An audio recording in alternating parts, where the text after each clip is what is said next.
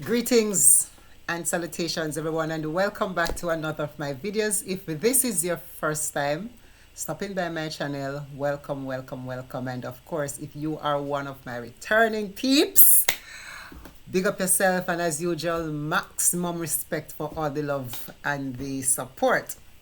Now, today, I'm going to jump on the Reesa Teesa train. Now, I came across the video. I'm not a TikToker, and so I'm not on TikTok like that. And so, but it came up on my YouTube feed, and it came up. I started listening to it.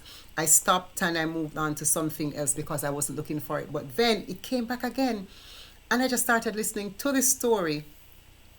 And somehow the story kind of grabbed my attention. And then I remember watching another vlog, and I heard them talking about Reesa Teesa, and I realized that everybody was talking about this thing, and I decided, you know what, I need to listen to it because I want to hear what this story is about. And man, listen, I am not on TikTok because I think it's distracting, right? When I just joined TikTok, I remember spending an entire day watching TikTok videos, and I promised myself no more, no more, because I don't have that amount of time. And when I tell you, despite my busy schedule, I was able to find 7 hours over a period of time to watch this, to listen to this story. It means that there must be something in this story that really, really grabbed me, just like it grabbed everybody else. And so today, I want to do a video on what is it that made the story so interesting. Why did this story go viral? What about the story? And I have come up with a few things why I believe the story was able to go viral. Now, the first one I just want to start with to say is the topic of the discussion, or the topic of the story. Now, everyone likes a good story that talks about relationship, and the truth is, relationship is easy topic. It makes for easy conversation. Everybody talks about relationship. Everyone always, everybody has a perspective as to what relationships should be, should not be, what you want in relationships, what you don't want, etc. So anything that has to do with relationships, then of course always make for easy conversation. But it's a little more than that. Let us start with the title that she gave this series. The title is a big seller. Who the F did I marry?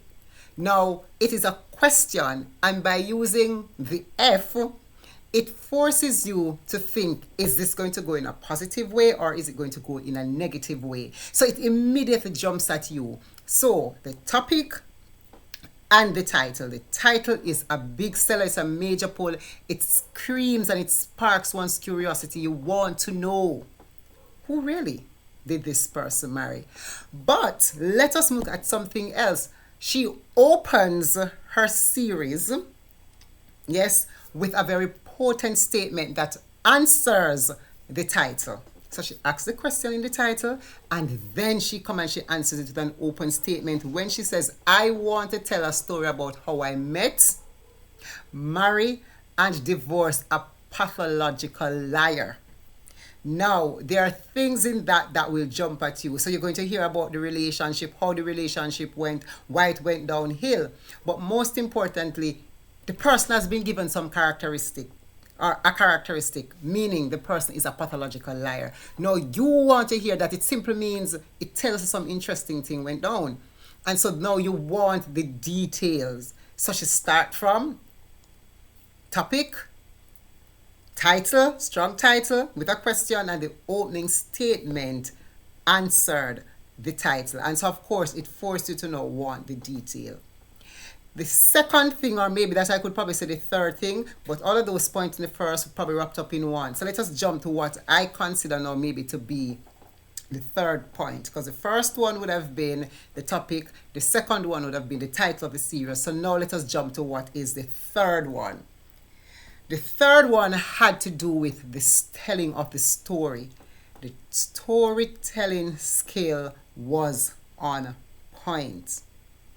The storytelling skills, they were on point. Listen, she started the story and she went in chronological order.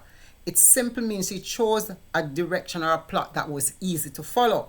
But not only did she use chronological order, what she did, she was very detailed with it. And so because it was so detailed, it filled in a number of the little gaps and a number of the questions that you would have had if the details were not there. It erased that. So you had everything that fed you. And what was good about it is that she kept reminding you of things that would be important later on, that she would say to you, all right, remember this. Keep this in mind because it's going to come up later. So you know that you're supposed to keep something in the back of your head for later when she tells another part of the story. But what was also good is that later when she would tell that part of the story, she would go back to say, remember I told you that you were supposed to keep this in mind. So you were able to make the connection. So she did not just tell the story and leave it out there for you to make the connection on your own. She actually assisted you in the listeners in making the connection with whatever it is that she was actually saying. So she asked us to pay attention. So the detailing of it was really, really important. Another thing, I think this is now point number 4, is that the character, Legion, was vivid. How she described him, the things that he was actually doing, the things that he would say, and by doing the demonstrations that she did in terms of, okay, when he was on the phone and she'd show you how he was on the phone, she replayed the conversation, replayed dialogues. What she did, she created something that was really, really very vivid and painted an image for us to be able to see and for us to be able to understand better how things happen. Now, the creative in me, the director in me, when I was listening to it and I was hearing the conversations and I was seeing the replay, I had all kinds of wonderful ideas in terms of how I could stage some of these things on stage. Listen, I got so excited because the creative in me, the director in me, just could not sit still because I was seeing so many things as she was actually telling the story. That's how vivid she was as she was telling the story. Number what? We are at number what? 5? Hopefully I'm correct. We are at number 5. Use of voice. And if you see me looking off, I have a little paper with some little notes. That's what I'm looking at. Number 5, the use of voice. The tone of her voice was really captivating. It wasn't shouty. It wasn't harsh. It wasn't aggressive. It was very calm, and it forced you to listen. It was calm. She spoke clearly. It was eloquent. She was not too fast. Neither was she too slow. It was a moderate pace that forced you to listen to whatever it is that she was saying. So she employed a tone that pulled you in. Even when she was speaking about things that people said about her that were negative, there was no anger, there was no harshness, but she was just very calm, very cool, staying on story. Yes, staying on story and keeping the emotions in check. Or because there was no breakdown. Yes, you could see many times she would breathe deeply because yes, she was feeling, but there was no breakdown. So she kept the emotions in check as she was telling the story. So you didn't get a chance to focus on anything else but the words that were coming out of her mouth. The next thing is that the lies were unbelievable. She talked about marrying a pathological liar. Now, as you listen and you hear the different lies that were told, I think for me, I know I asked myself the question, one person can tell so much lie? Is this for real? Am I hearing a real story? Did this really happen to somebody? So the lies were unbelievable. And I think It's a case where persons just wanted to hear what was the next lie. Okay, you got to the point where you kept saying to yourself, okay, what's the next lie? Is it going to end? What's the next thing that was coming? And so those are the things that kept us intrigued. Yes, the other thing that also helped this story, I believe, to go viral, where we all bought into it, was the fact that we were so curious because we wanted to know, how is it that she got out? How did she uncover this plot from this person? How did she really get out of it? And because we all wanted to know that, we stayed the course because the curiosity was piqued from the get-go. And as she chronicled the series of events that took place with all the details that we were getting, we wanted to hear more. And so because of that, persons kept talking about it and everybody kept running back to it to listen to the story.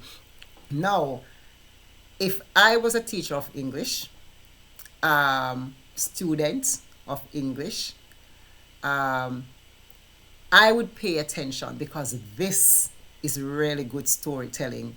Yes, even how she chronicled, you could see the arc in the story when things got to a head on, all the different turns and twists, and even for a playwright, yes, or somebody who's writing a novel, yes, there's so many things out of it. This story has so much potential, and I pray and trust and hope that a major organization, Netflix, Tyler Perry, one of these persons will reach out to this young lady and take this story, and so it can become gold for her. Take it and make it into one of those kinds of movies or series, because I think it's a very poignant story. It's very potent. It's very captivating. It has all the makings that a good movie would have.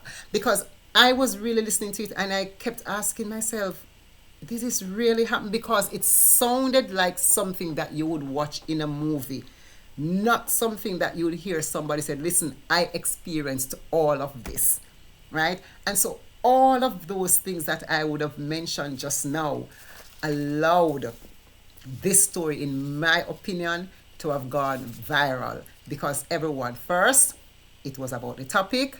Next, it was about the choice of title. Then it was the opening statement that cemented it. Then it was the storytelling skills. Then you look at how she painted the picture of the characters. Then you talk about the use of her voice in telling the story. How unbelievable the lies were that pulled you in to make you want to listen. And of course, the eighth thing is the curiosity that it drove, because we all wanted to know how it ended.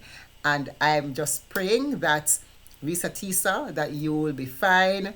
Your therapy will work for you, and you will simply get to that place of healing, right? But you are courageous to have come out and tell this story to the world. Put yourself out there in all your vulnerability. So, on another note, back to what this story is about, or this video is about.